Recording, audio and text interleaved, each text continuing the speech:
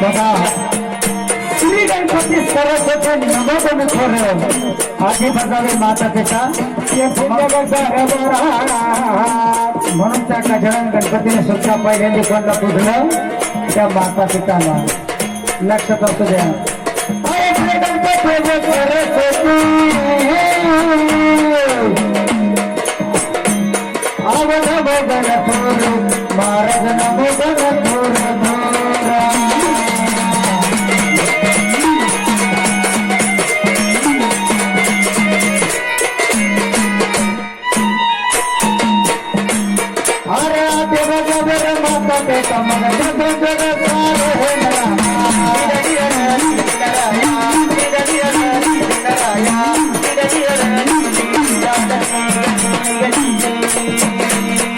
म्हणून त्या आई बापाच्या पोटी आपण जन्म घेतला आणि जन्म घेतल्यानंतर त्या आई बापाला त्या माता पिताने आपल्यासाठी काय केलं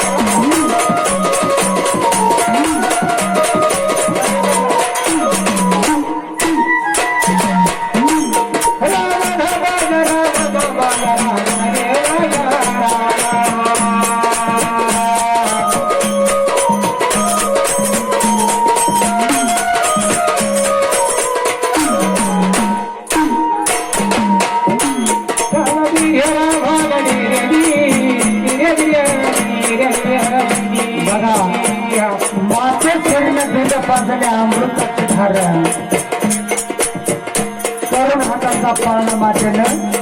भिजवले सार आता तुम्ही माणसाने बाप असताना त्यांचं सगळेच करून लहानचे मोठे झाले ब्रह्म विष्णू महेश ज्या टायमाला त्या राक्षसांसोबत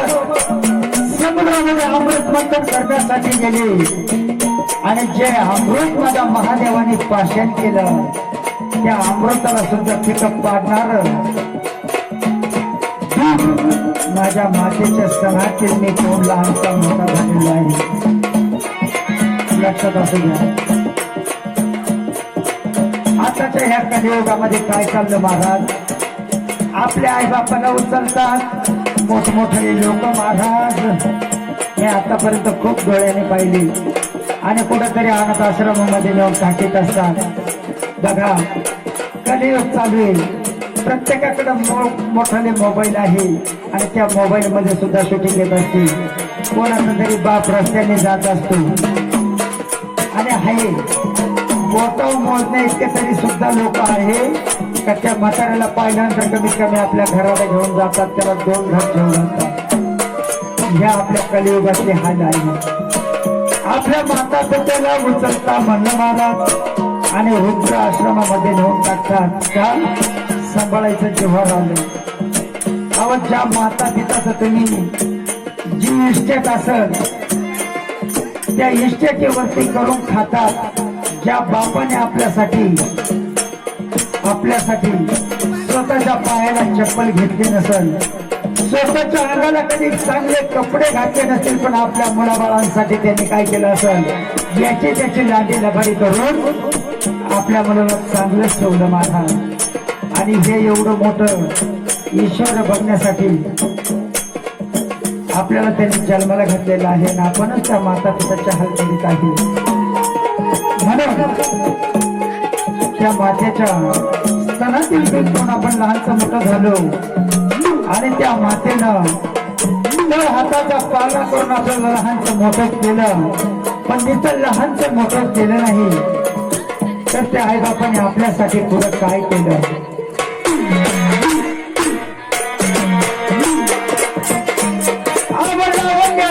दिवे मातेचे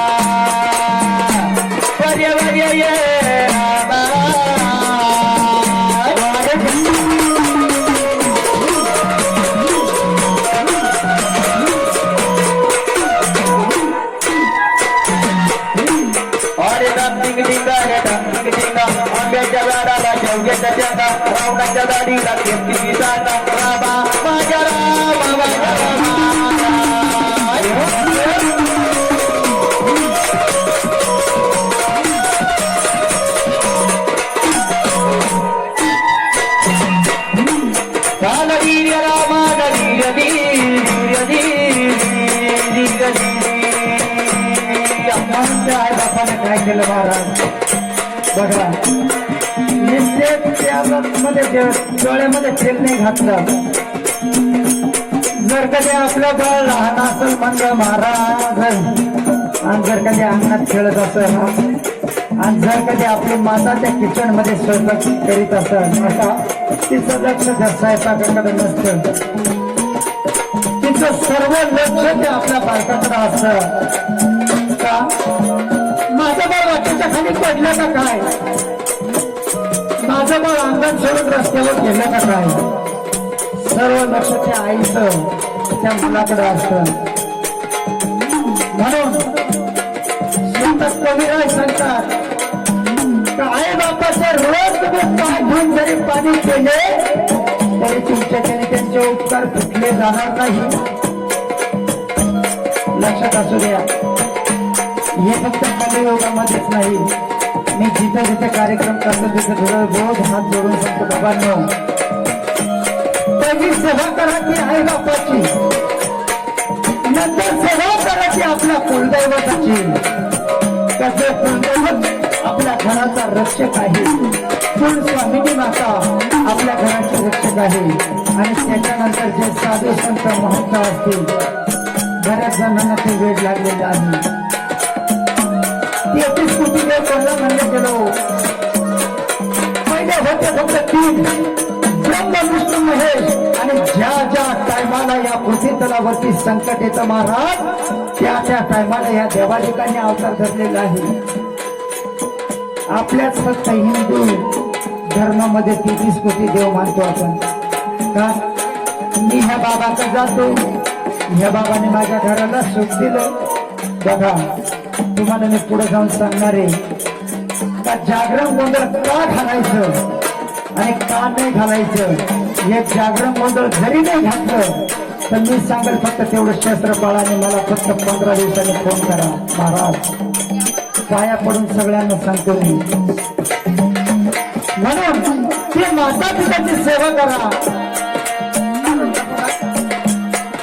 मला थोडे नजरेचा प्रॉब्लेम बर, म्हणून बघा माझे गुरु गजानन गणपती सुद्धा पुढे काय म्हणतात, गणपती हो बाबा माझे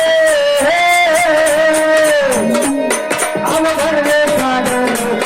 महाराज ज्ञानाचे